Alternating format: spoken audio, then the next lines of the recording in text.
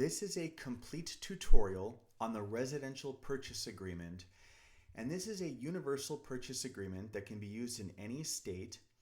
It's designed to be professional grade, but intuitive enough to where a person can use it without being a real estate agent, or where this form can be used without a real estate agent involved. So you'll see each line here is numbered, and that's just to easily identify each provision in this contract, and we'll jump right into it. We start here with the date that we're drafting this form. Then we go on to the name of the buyer or buyers. If there's more than one buyer, go ahead and just write the name, put a comma, and just keep listing the buyers. Now for the address, we start on line 4 with just the street address. Then on line 5, we do the name of the city, the name of the state, the zip code, the county, and then the parcel number. And as far as I know, every county has a unique identifier for each property, and it's typically called an assessor's parcel number or just parcel number. You can find that on a property tax bill, and if you can't find it in time to draft the offer, it's not a big deal. You can come back and add this later. Now we come down to the purchase price on line 7, and you'll start by entering the numerical format.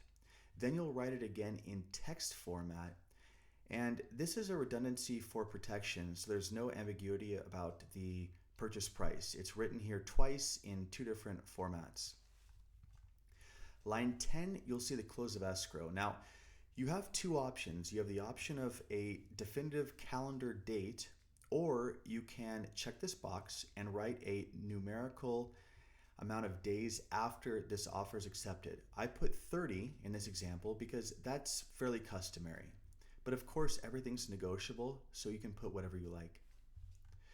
Now down here, starting on line 12, is a box for representation. Now, this form can be used by a buyer and seller without the help of a real estate professional. However, if one or both of the parties does have representation, you're going to identify that representative here. Now we come down to finance terms. So on line 16, you'll see that this is the earnest money deposit to begin escrow. And that number is typically between 1 and 3% of the sales price. And since we're doing an $800,000 sales price for our example, we put 1%, which is $8,000. Now, if it's an all-cash offer, you'll check this box here. But we're assuming that this buyer needs to get a loan, and they're putting 20% down, so that means they're getting a loan for 80% of the purchase price. Well, 80% of the purchase price is $640,000. That's how much their lender told them they're getting a loan for. So we go ahead and we write $640,000 here. Now, by default, this contract assumes that the buyer is getting a conventional loan. If the buyer is getting an FHA or VA loan, you'll just check one of those boxes there. And if it's some sort of special financing, you can always check this box and write it in.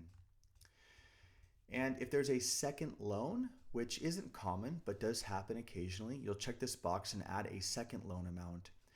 Sometimes you'll see like an 80% loan and then a 10% loan, and then the buyer's just putting 10% down. That's an example when this would be used. If there are any additional terms that weren't explicitly mentioned, you'll write them in here. Now, the remainder of the down payment is $152,000 because the buyer's putting 20% down. 20% of $800,000 is $160,000, but they already have $8,000 in escrow as a deposit. So that's why you see 152 here rather than the full 160,000 20% down payment. And if you add this down payment with this loan and this earnest money deposit, it should equal your purchase price. Now, at the bottom of each page, both parties will initial, and we'll move on. Now, a buyer should furnish proof of funds to the seller when they present an offer, and the proof of funds should be something like a bank statement, something that shows that the buyer has the cash in hand for either the whole cash purchase price or for the down payment. Now, if it's not submitted with the offer, this says that the buyer has 3 days. Same with lender verification, and that's a pre-qualification letter from the lender. Same idea.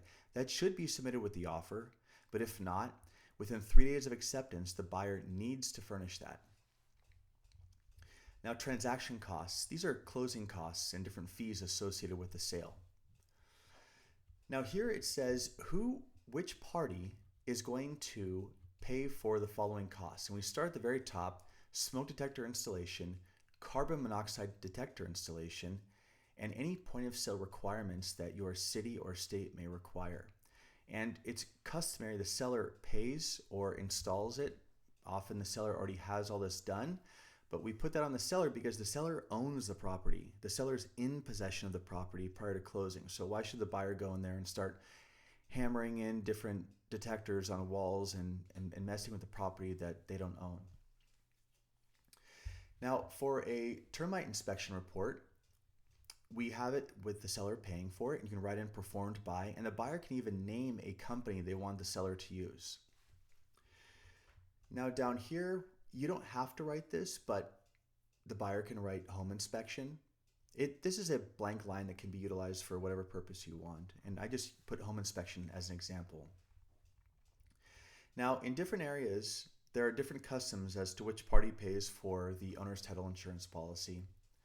And here I have, just as an example, the seller paying for a owner's title policy, and you can write in the name of the title company here. I have an example: if you check both boxes, meaning both parties shall pay, and I wrote to be split 50-50, an escrow fee.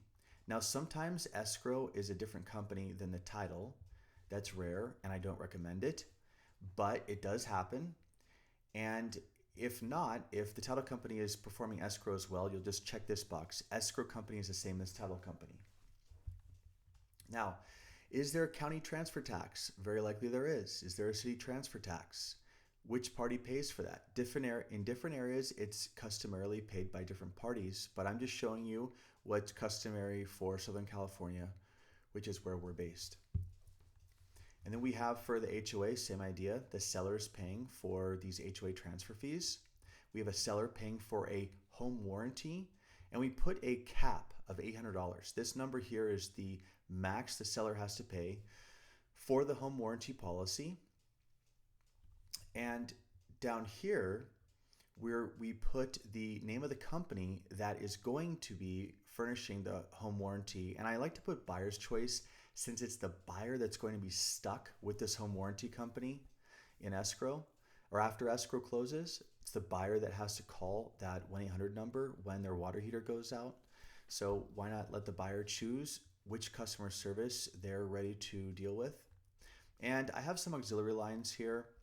If something wasn't mentioned explicitly above, now termite was already mentioned, but this was just a text example that I typed in quickly. Seller shall pay or buyer shall pay. And these are just blank auxiliary lines, survey, things like that, in which either party can pay for certain fees, and you can just write it in.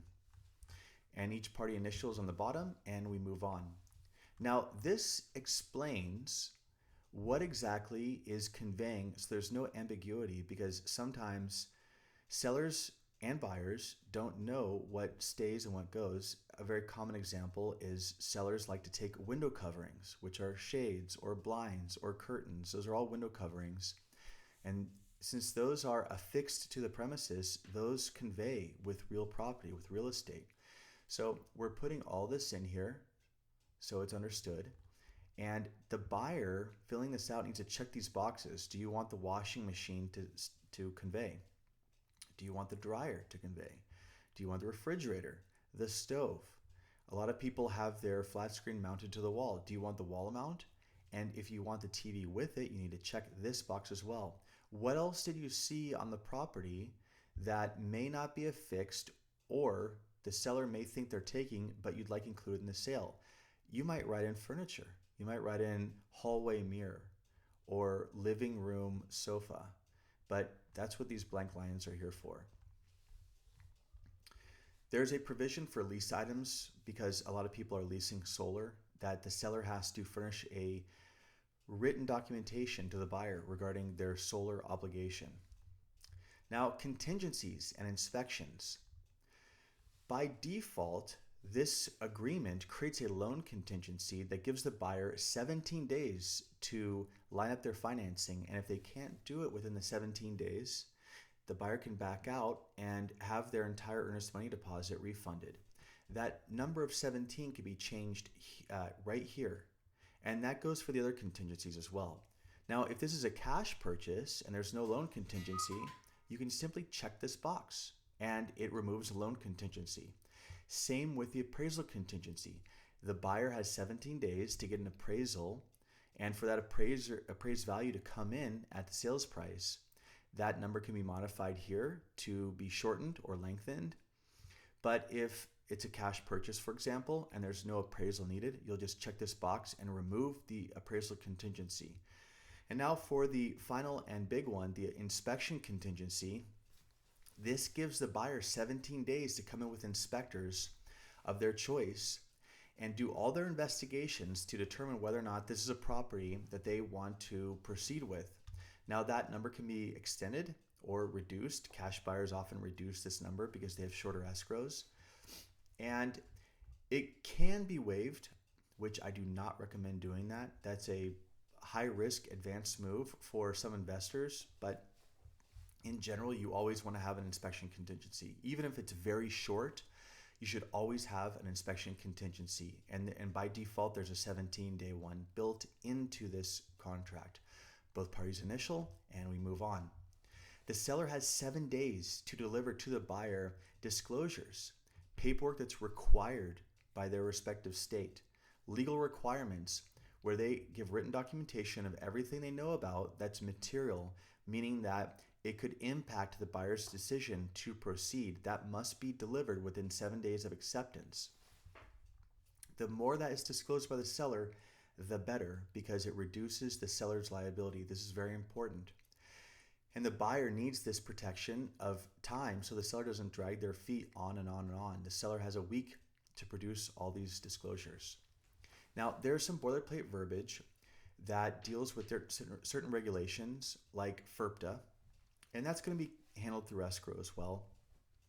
But just keep in mind that these are just some basic provisions that have been added to protect both parties. We have the buyer's right to cancel, which basically comes up when the other party is not performing or hasn't fulfilled their obligation. And an example would be if the seller refuses to give disclosures, the buyer can ultimately cancel should they give the seller notice that they haven't received, that the seller's in breach basically. And that goes for the seller as well. The seller can put the buyer on notice, hey buyer, 17 days have gone by and you haven't removed your contingency, or 17 days have gone by, or we're at the close of escrow and you need to close right now. So these two paragraphs give each party the leverage to call out the other party should one of those parties breach. That way, no one's stuck in a contract with another party that's in breach or not performing. Both parties initial, and we move on. This addresses the release of earnest money deposit, and it's in accordance with title company escrow protocols, which basically says that both parties have to agree for a release of the escrow or of the earnest money deposit from escrow, or there must be a court order or arbitration award. This is standard. This is just explaining clearly how to get a deposit out of escrow if there's a dispute. You have to have different remedies and procedures should a dispute arise. That's a whole reason that we're doing this properly on a professional grade contract. Okay, closing and possession. By default, it's assumed the buyer will occupy this premises as their principal residence. If the buyer is buying this as an investment property or second home, the buyer can check this box. And possession of the property is delivered the day it's recorded. That means that the county has acknowledged that the buyer is now the owner. That's the end of escrow at 6 p.m. Or, and you could, if there's a deferred delivery of possession, let's say like the seller is going to lease back the property from the buyer after closing, that can be written in here. And then we have some verbiage on dispute resolution. What happens if there's a fallout? Well, the parties agree to mediate. They agree to go talk it out without hiring lawyers and immediately going into expensive litigation. Both parties initially here, we move on. Now mediation, I should mention, That's built in, where both parties are saying, yeah, I'll mediate as a first course of resolution should a dispute arise. But we have an arbitration option as well, and that's if this escalates. Let's say mediation doesn't work. Well, if the parties initial, and this is optional, this box is optional here, but if the parties both initial here, well, if mediation doesn't work, they can go sit before an arbitrator and have arbitration done to resolve their dispute at a lower cost than litigation. And the arbitrator will issue a binding decision, and it's basically it's going to court light. It's the more simplified, less expensive, easier way to resolve a dispute rather than going into a lengthy legal battle. Now, there are all sorts of provisions and advisories that need to be built in to protect other parties. Supplemental property taxes. I'll throw a couple examples out. When a property sells and the county reassesses the value of the property, there may be a discrepancy between the real estate taxes paid through escrow, and what the new buyer's tax bill is, and the county might send a small tax bill, or big, depending on how big the purchase price is, to the buyer right after escrow closes. This tells the buyer, hey, there may be supplemental property taxes. Equal opportunity housing. These are all friendly advisories and disclaimers for the parties involved. Recommendation of buyer inspection. You can see that this is just to help the parties understand what they're getting into in a friendly reminder way. And then both parties initial here and we move on. Warning about wire fraud. Now, if the buyer is a corporation or LLC, they need to show in a separate document their authorization to sign, because you don't sign ABC LLC. You sign Bob Buyer, authorized on behalf of the name of the entity. That's what representative capacity means. Expiration. Now, this offer turns to a pumpkin at midnight on the third day, well, actually at 6 p.m. And it doesn't just always remain active.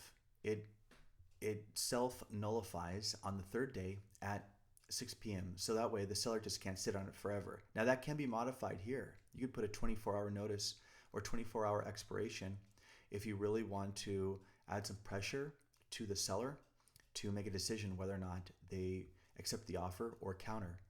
And the buyer is going to print their name, sign, and date. The seller is going to